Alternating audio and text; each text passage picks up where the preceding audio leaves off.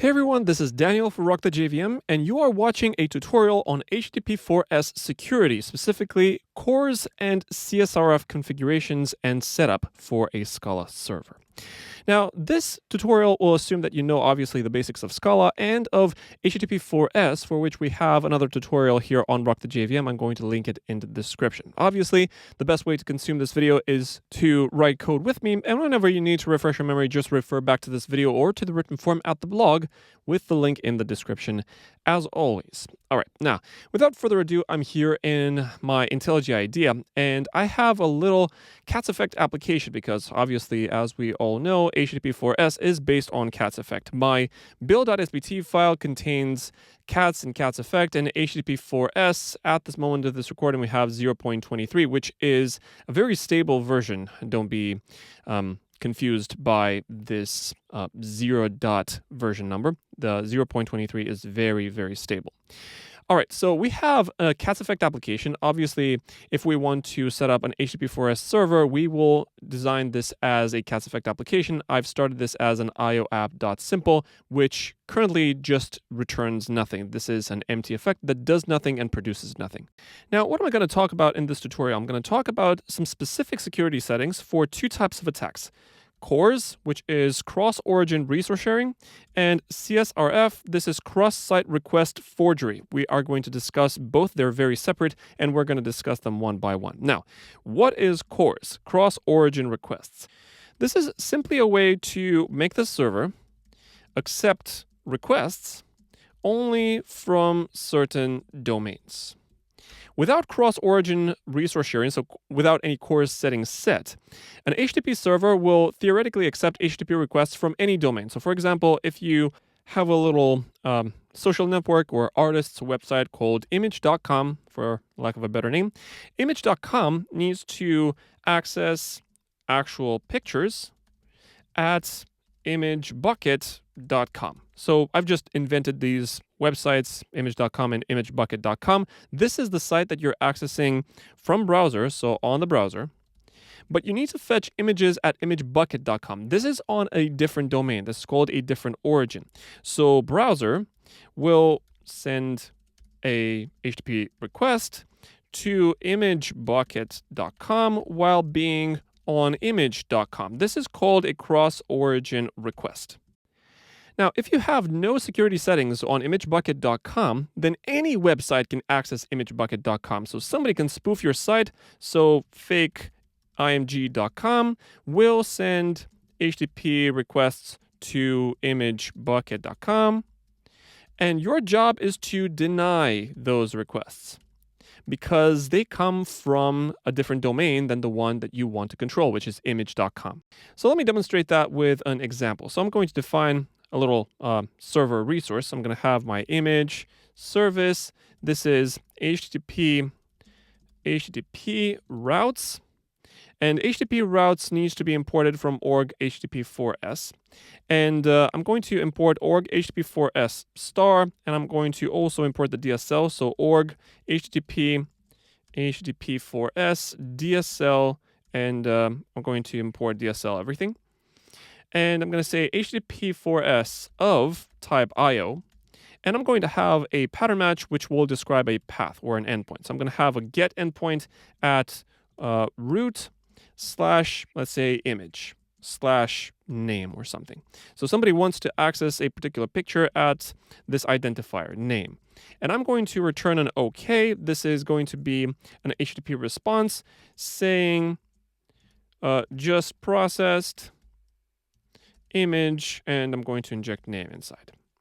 And this HTTP routes of IO obviously is a pattern match, and I'm going to have or not found in case we get anything else.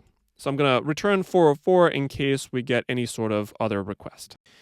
Now, apparently IntelliJ has caught up with me because some of these items are not available to me, and I need to also mix in HTTP4s DSL with the type IO, which has all these unapplies and extension methods and all these magics so that our little structure can work. So let me go recompile my code. IntelliJ is a little bit slow on Scala 3. By the way, I'm writing Scala 3 in this tutorial. The Http4s library with the version that I'm using in this video is also applicable for Scala 2, so these techniques will work in the same way. Okay. Now, with this service definition, I'm going to create my server resource as Ember server builder, and I need to import this Ember server builder from the Ember package. So Ember server builder, and I'm going to have default with the effect type IO, and I'm going to say with host, and I'm going to have localhost or 0000. So I'm going to have 1, 2, 3, 4, and then I'm going to have with port, and I'm going to use 8080. I don't really care about making this any fancier with configurations or whatnot. I'm going to say with HTTP app, and I'm going to have my image service as its logic, and then I'm going to have my builder pattern finish the build by calling build. Now, this is going to be a resource that when used is going to return us an actual server instance. So I'm going to say server use, and I'm going to have, given the server, I'm going to return something along the lines of IO print line, print ln, and I'm going to say rock the JVM so that we know that the server is ready, and then I'm going to return IO never so that we don't really kill the application. So IO never, and that is going to be an IO unit, which is the type returned or required by IO app simple. So this is going to be my server resource here, and let me go compile my code, see that everything is okay. Oh well, I have a type mismatch. This is a string. I require a host, so I'm going to simply build those host and port from strings. So I'm going to import this little sucker Comcast IP4s. I'm going to simply import everything, and I'm going to have host from string, if I remember correctly, and then I'm going to have port from string, and that should do the trick.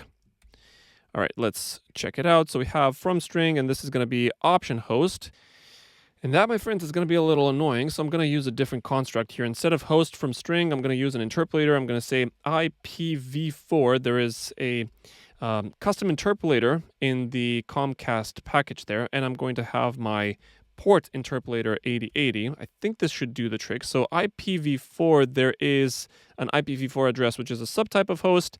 And likewise, the port gives us back an actual port instance rather than an option. So we should be good to go in this case. So some niceties here. In the Comcast package, we have some custom interpolators. We also have, by the way, a custom interpolator video here on Rock the JVM if you want to see how those things work. Okay, so we have our little server resource. If I run this application, we're going to see an HTTP server, which will show us Rock the JVM in the console, and it will just return an OK if we hit this endpoint at /image/ whatever name. Okay. Now, let me open a terminal window. So I have here in my IDE, I have my little bash, and I'm going to use curl or HTTP. I'm going to use HTTP. So I'm going to say HTTP get localhost 8080 / image / let's say Daniel or something. And notice that instantly we have an HTTP response with just processed image Daniel. Okay. Now, how do you know that this CORS security setting is not enabled? You can take a look at the headers of the HTTP response, and you should notice an origin header in the response. Obviously, we don't have an origin header here, so our CORS setting is not enabled. Let's go enable that. So I'm going to wrap this image service in what is called a CORS security policy. So I'm going to call this CORS service as CORS with all caps. So CORS, I need to import that. CORS policy with allow origin all. And notice that there are a bunch of settings that you can add here. I'm going to talk about some of them. And after that, I'm going to wrap my image service by saying apply on my image service. And instead of the image service that I'm going to use in my server resource, I'm going to use my new one, the CORS service. So let me go rerun my application, and I'm going to run a very similar request.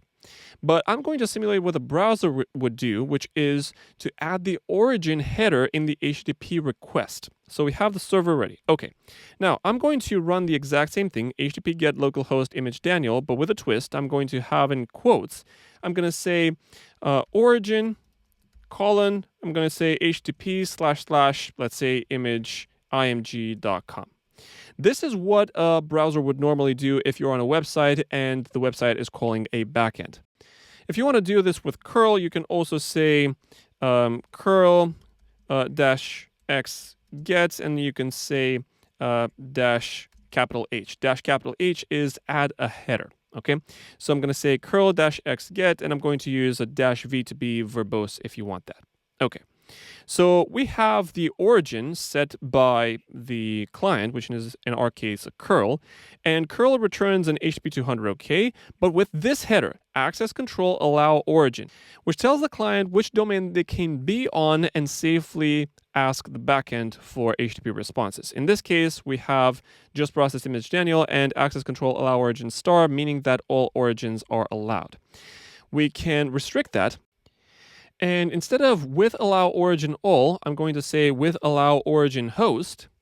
And with allow origin host takes a predicate that validates whether a host is allowed or not. And I'm going to simply have a set, because a set is a function. So a set is a function a to Boolean. I discussed this in my advanced Scala course, by the way. So I'm going to use origin dot, and I'm going to import origin from http4s headers. So origin dot host.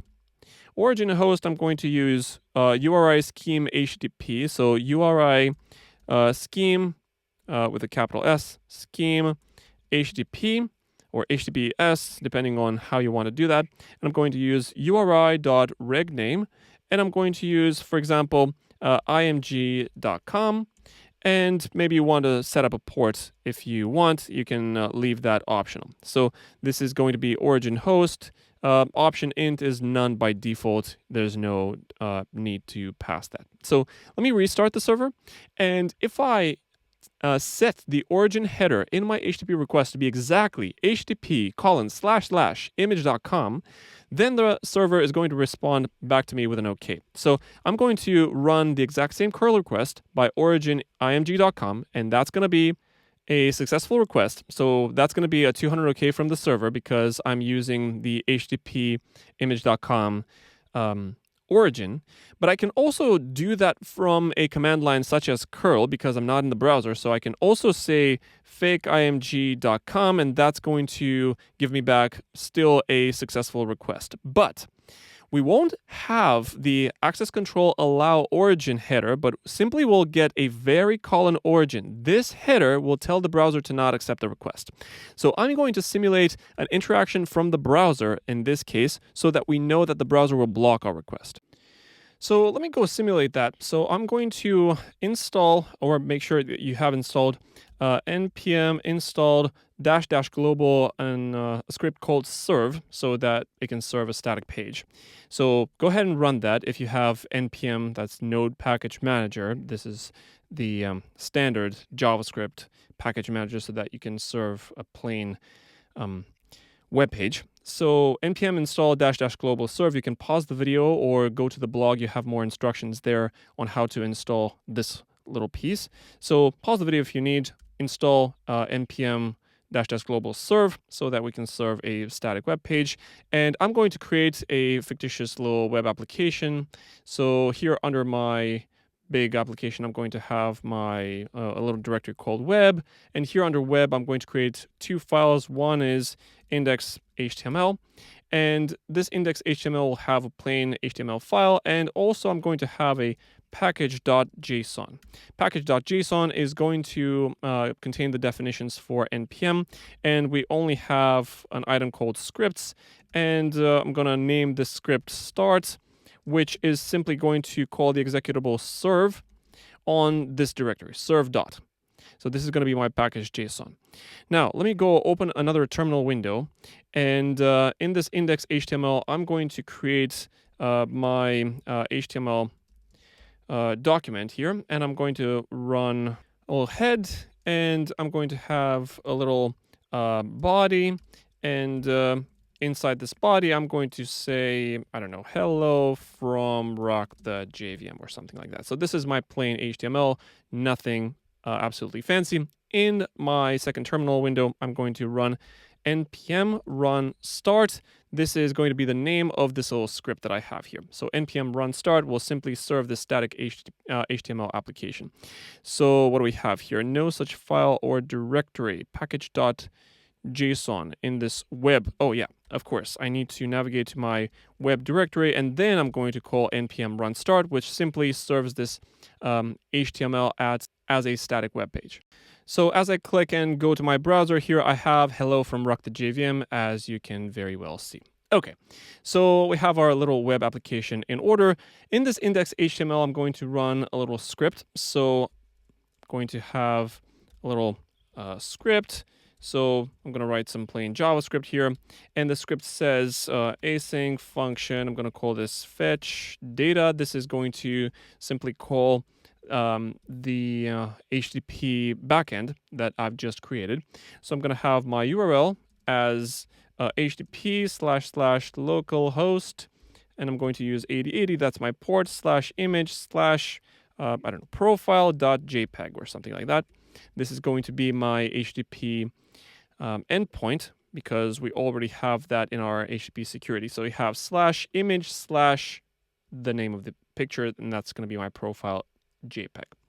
Now I'm going to have my const response as await fetch URL. And because I'm using await, this is going to be an async function. So await fetch URL. Okay. Now after I fetched the URL, then I'm going to display the response or something. So I'm going to have await console log response text. So I'm just going to parse the response body. Okay. That's going to be my script. And in this body, I'm going to have a little button. So I'm going to have a button, button will have on click, and on click will have my function fetch data. That's going to be my function that's going to be triggered when the button is being clicked. And the fetch data is going to have text on it. Let's say fetch image profile or something like that. Fetch image. And this script I'm actually going to post at the top, so here under the head, so that the body will have its own knowledge of the fetch data function. Okay. Now notice that my server has changed, and if I look at the web page, notice that we have hello from Rock the JVM with a fetch image button. Now at this point, I should open up my browser console, and I'm going to zoom into both pages because we have plenty of space. And I'm going to go to the network tab, and I'm going to click this button, fetch image. Now at this point, notice that we have profile.jpg, and that's going to be a CORS error. So notice that this thing was a 200 OK, but the browser blocked it. So we have origin localhost 3000, but because we have the CORS set up in our Http4s security application, because we're only allowing origins to be image.com, the browser blocks this HTTP request, and that is going to be a CORS error. So if you look at the browser console, notice that we have a CORS error here. If we simply say allow all origin, so allow all origin, and I'm going to cut this little thing, so I'm going to comment this out and restart my server with allow, so we have with allow origin all, that's it. So let me run the application. Now let me go back to my web app and let me refresh the page. And if I click fetch image now, notice that profile.jpg was a successful HTTP request. So that's how you can make sure you have some CORS set up correctly. So with allow origin all, obviously will allow every website to access your backend, but a better practice would be with allow origin host with just a bunch of hosts or with just a bunch of front ends that you will allow to your particular website. So that was CORS. Let me talk about CSRF, which is a different kind of attack. CSRF is cross-site request forgery. Let me talk to you about how this thing works. Now, let's assume that my little image server had another endpoint, I'm going to have a post endpoint, and this post is very important. I'm going to have root slash, and I'm going to imagine that my image server had a function to recover all my images to a particular email address in case I lost my password or something. So I'm going to say recover, and I'm going to have my email, and I'm going to return, let's say, an OK saying just recovered all images to this email. So this is a post request that says localhost /recover /destination email, and this just sends all your images to that email. The problem is that such post requests can be forged. And specifically, I'm going to go back to CSRF. So I'm going to have my post requests can be forged by a third party, such as a console or a script or a form with some hidden fields or a hidden submit. So if somebody tries to create a fake clone of my image.com website with a form that automatically completes a field and you click a button and then that will send a post request to the original site, this post request, which transfers all your private images to that particular email, can be forged, which is why I'm going to protect against it with tokens. And these tokens are generated automatically by the backend, and these are stored on the browser either as tokens or stored as some HTTP headers. So here's how this thing is going to work. I'm going to create a, let's call this cookie name.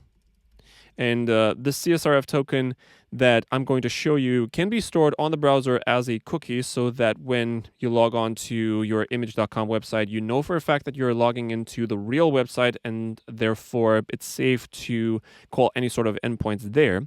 So I'm going to call this cookie name CSRF token. It's usually called that. And I'm going to have, let's say, token as CSRF. I'm going to import that. CSRF dot generate signing key, and I'm going to pass an effect type IO. And this is going to be a secret that's going to be used for hashing later. And based on this token, I'm going to create a CSRF, let's say server or service. And I'm going to say token map. And I'm going to have my key here as argument. And based on this key, I'm going to do the following. First of all, I'm going to create a CSRF builder as CSRF. And CSRF takes two type arguments. I'm going to use IO and IO. These are the effect types because an Http4s server transforms between an effect type to another effect type. In this case, both are going to be IO. And I'm going to use the key and a function from request IO to Boolean, which essentially means whether the request is allowed or not. So I'm going to have request arrow. So this is going to be a simple lambda. And I'm going to say CSRF dot default origin check. And notice that I'm going to have a request, a host, a URI, and the port. So I'm going to essentially validate the requestor, and it returns a Boolean. So I'm going to have default origin check on type IO. And the arguments are request, localhost, and URI scheme HTTP. And I'm going to have a none for the port for accepting any ports. So this is going to be a CSRF builder. Now, the logic itself is going to be CSRF builder. And I'm going to have with cookie name, CSRF token. So I'm going to put this down. And then I'm going to say dot with cookie domain. I'm going to say some localhost. And then I'm going to say with cookie path some slash. This is going to be the location where the location from which the browser is going to refer to that cookie and also where to store it. And I'm going to say build. Now, this CSRF builder is going to be something that can wrap my little logic. So I'm going to say dot apply on my image service. Or I can actually wrap my CORS service if I really want. So I'm going to have my image service. And that's going to be the stuff that I'm going to put into the Ember server builder. So I'm going to use the CSRF service in this case. Let me go recompile the code. I think I have URI scheme, not with HTTP like this, but .http.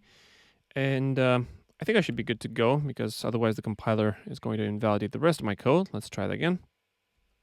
And we have value apply is not part of this. I think we need a new method, which we need to call. This is validate. So validate and then apply. So this is going to be my CSRF server. Let's run this one more time, and that should be good to go. All right, one more compiling error, and that is because my CSRF service is actually in effect. So it's an IO of an HTTP app. It's not a plain value that I can inject here. That's a bummer, but we can solve this quite elegantly with cats effect resource. So I'm going to say resource, and I'm going to import that from cats effect. I'm going to say esource.eval on this CSRF service, and then I'm going to flat map that.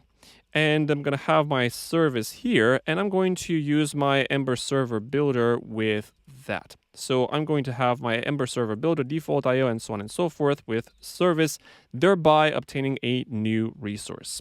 Hopefully that should be good to go. All right, this is absolutely fantastic. Let me go run my little application, and I'm going to test how this thing works. So we have Rock the JVM, which is absolutely fantastic. Now, let me get back to one of my local terminals here, and I'm going to try to hit this new endpoint, the post one. So without the CSRF token, the post request should be denied. So I'm going to say curl-v-x post, and I'm going to have HTTP localhost 8080/recover/Daniel@rockthejvm.com. All right, so notice that we have a 403 forbidden because we don't have a CSRF token. How do we obtain a CSRF token? We obtain a CSRF token by hitting an endpoint which does not really require a CSRF check. Here's how we can do that. For example, well, if you hit the home page of a website or something like that, if you return any sort of web page or any sort of GET endpoint, you should obtain a CSRF token as well as a cookie header that you should set in your browser. That's the job for the front end. I'm going to simply display this in the command line. But even if you get 404s, for example, I'm going to say curl HTTP. I'm going to use localhost 8080 without any sort of path. This should be denied because there's a 404. So this is a 8080. But if I do curl-v so that we can see all the headers, notice that we have a header called setCookie. SetCookie did not occur previously. This is CSRF token equals, and this is something that's signed by the server. This is very important. Only with this token can we hit this new post endpoint. So I'm going to try to hit it. I'm going to copy this little token before the comma here, the colon.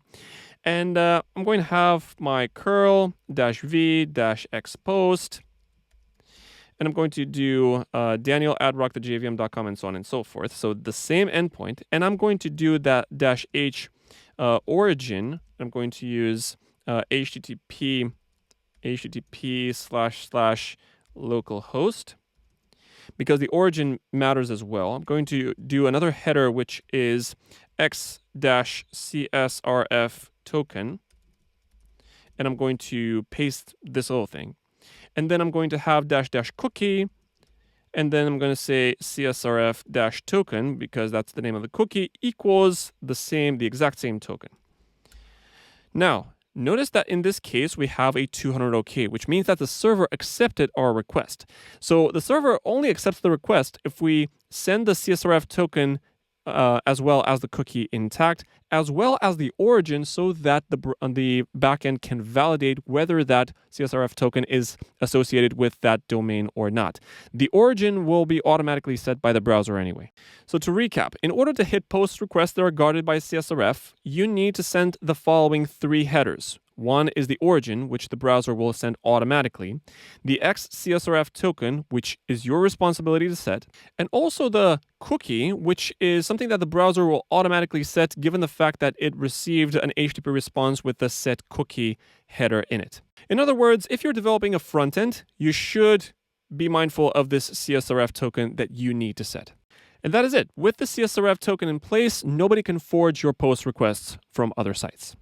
So there you have it, folks, some HTTP4s security for backends written in Scala. I hope you liked this video. If you did, click the like button for me and subscribe to the Rock the JVM channel for more videos like this. Check me out at Twitter, at LinkedIn for fresh updates on upcoming material, and check out the Rock the JVM website for hundreds of hours literally on everything in the Scala ecosystem. Until next time, folks, this is Daniel signing off.